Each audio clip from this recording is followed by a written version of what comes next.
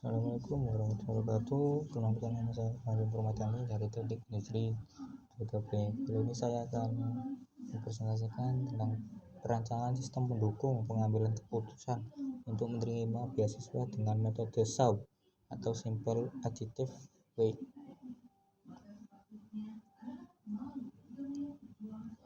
Pendahuluannya, perkembangan teknologi khususnya komputer beberapa tahun terakhir ini sangat pesat.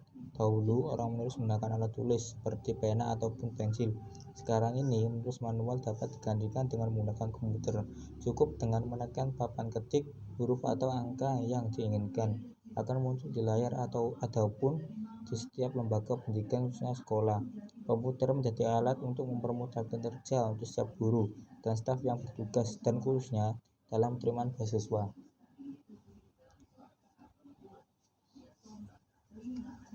Kali ini kita akan membahas tentang sistem pendukung keputusan. Sistem pendukung keputusan adalah sistem penghasil informasi yang ditujukan pada suatu masalah tertentu yang harus dipecahkan oleh manajer dan dapat membantu manajer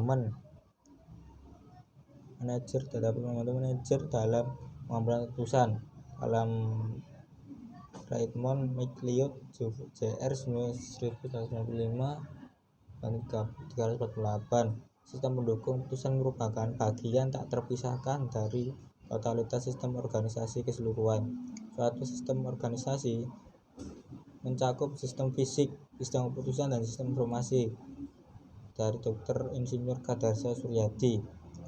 Bertolak dari pemikiran di atas, maka kelancaran fisik sangat dipengaruhi oleh mekanisme pengaturan yang dijalani.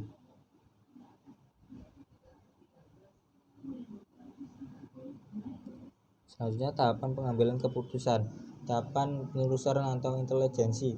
Tahapan ini pengambilan keputusan mempelajari kenyataan yang terjadi sehingga kita bisa mengidentifikasi masalah yang terjadi. Biasanya dilakukan analisis dan sistem ke subsistem membentuknya sehingga didapatkan keluaran berupa dokumen pernyataan masalah. Lalu yang B, tahap desain. Dalam tahap ini pengambilan keputusan menemukan mengembangkan dan menganalisis semua pemecahan yang mungkin, yaitu melalui pembuatan model yang bisa mewakili kondisi nyata masalah. Dan dari tahapan ini didapatkan keluaran berupa dokumen alternatif solusi. Lalu untuk C, tahap choice. Dalam tahap ini pengambil keputusan memilih salah satu alternatif pemecahan yang dibuat pada tahap desain yang dipandang sebagai aksi yang paling tepat untuk mengatasi masalah yang sedang dihadapi. Dari tahap ini didapatkan dokumen solusi dan rencana implementasinya. Lalu untuk D, tahap implementasi. Pengambil keputusan menjalankan rangkaian aksi pemecahan yang dipilih di tahap choice. Implementasi yang sukses ditandai dengan terjawabnya masalah yang dihadapi, sementara kegagalan ditandai masih adanya masalah yang sedang dicoba untuk diatasi. Dari tahap ini didapatkan laporan pelaksanaan solusi dan hasilnya.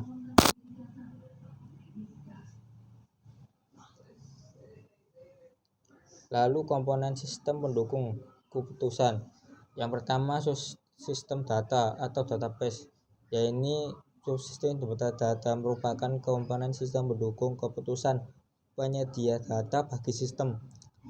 Data dimaksud disimpan dalam suatu pangkalan data atau database yang terorganisasikan suatu sistem yang disebut sistem manajemen pangkalan data atau database management system atau biasa disingkat DBMS. Lalu subsistem model atau model subsistem.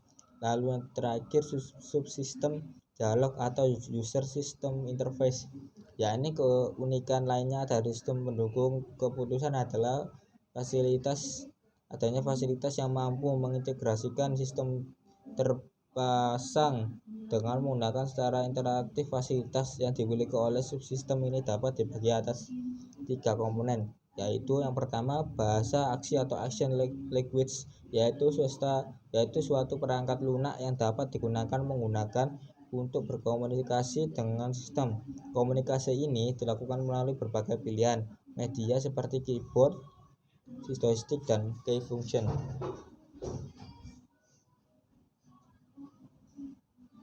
Lalu bahasa, tampilan atau display atau presentation language, yaitu suatu perangkat yang berfungsi sebagai sarana untuk menampilkan sesuatu.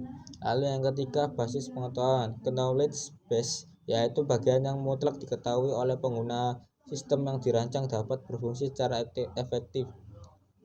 Yang bisa kita lihat di gambar yang pertama, database, lalu model base, kemudian merujuk ke tengah, manajemen basis data, manajemen basis model, kemudian manajemen penyelenggara dialog, kemudian itu bisa mengerti peranti lunak, kemudian tugasnya lingkungan yang untuk pengoperasian dalam komputer ya.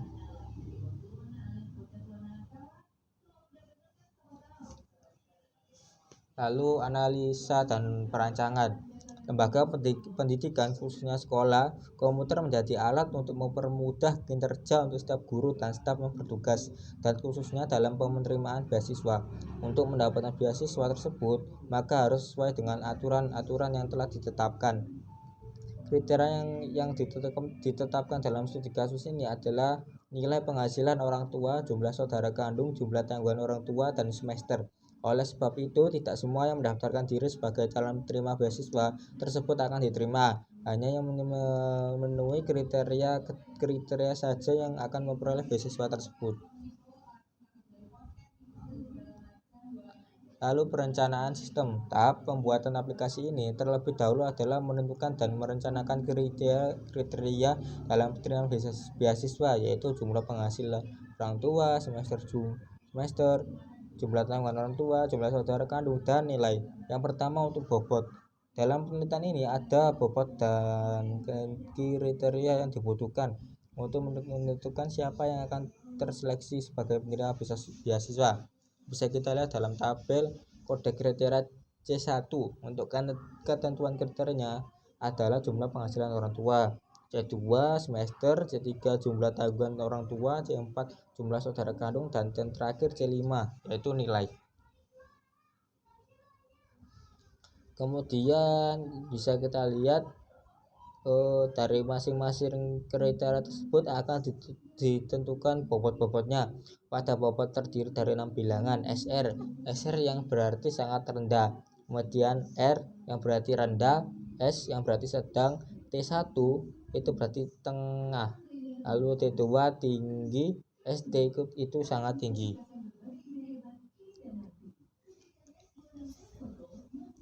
Lalu untuk gambar selanjutnya, dari masing-masing bobot tersebut maka dibuat suatu variabel yang akan dirubah ke dalam bilangan fungsi dengan rumus yaitu variabel ken per n1. Untuk variabelnya sangat rendah SR, bobot nilainya variabel ke 0 atau 6 sampai 1 sama dengan 0. Rendah R variabel ke 1, 6 sampai 1 sama dengan 1/5 atau sama dengan 0,2. Sedang S variabel kedua 6 sampai 1 sama dengan 2/5 sama dengan 0,4. Tengah atau TI variabel ketiga 6 sampai 1 3/5 sama dengan 0,6. Untuk tinggi T2 variabel keempat 6 sampai 1 sama dengan 4/5 sama dengan 0,8. Sangat tinggi ST variabel kelima 6 sampai 1 sama dengan 5/5 sama dengan 1. Lalu kriteria penghasilan orang tua yang bisa kita lihat di dalam gambar penghasilan orang tua. C1 variabel dan nilai. C1 itu kisaran 500.000 sangat tinggi, nilainya 1.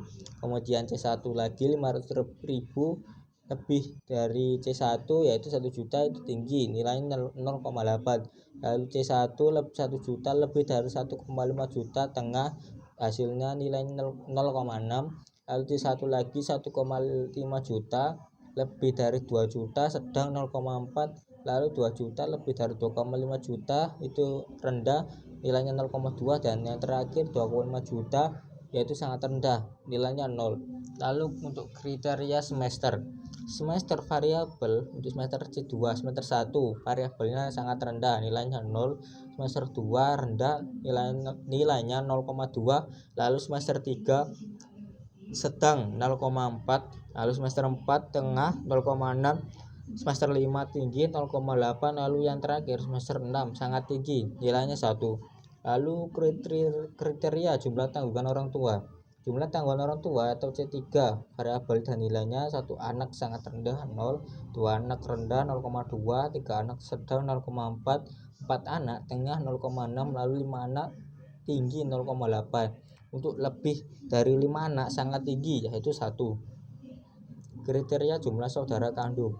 Jumlah saudara kandung C4 variabel dan nilainya: 1 orang sangat rendah nilai 0, 2 orang rendah 0,2, 3 orang sedang 0,4, 4 orang tengah yaitu 0,6, 5 orang tinggi 0,8, dan yang terakhir lebih dari 5 sangat tinggi yaitu 1.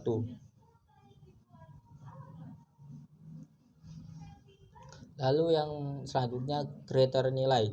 Ya, ini nilainya C5 lebih dari 50 itu sangat rendah 0, 50 lebih dari C5 lebih dari 60 rendah 0,2, lalu 60 lebih dari C5 lebih dari 70 sedang 0,4, 70 lebih dari C5 lebih dari 80 tengah 0,8, 80 lebih dari C5 lebih dari 90 tinggi 0,8, C5 sama dengan 90 sangat tinggi. Lalu untuk tabel selanjutnya perencanaan database yang bisa kita lihat field name, yaitu NIS char tipenya size-nya 5, untuk keterangannya NIS. Lalu nama varchar size-nya 30, nama alamat varchar 50, alamat nama orang tua varchar 30, nama orang tua, lalu jurusan varchar 20, jurusan penghasilan real penghasilan orang tua, saudara INT inter jumlah saudara kandung, lalu tanggungan INT tanggungan orang tua.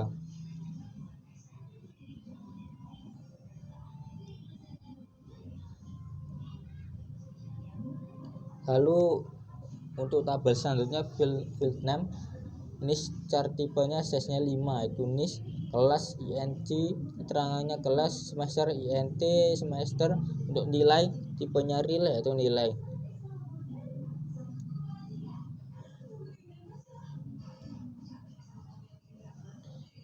Lalu untuk field name-nya NIS tipenya char 5, keterangan NIS kelas INT kelas, semesternya INT, keterangan semester, nilai real yaitu nilai.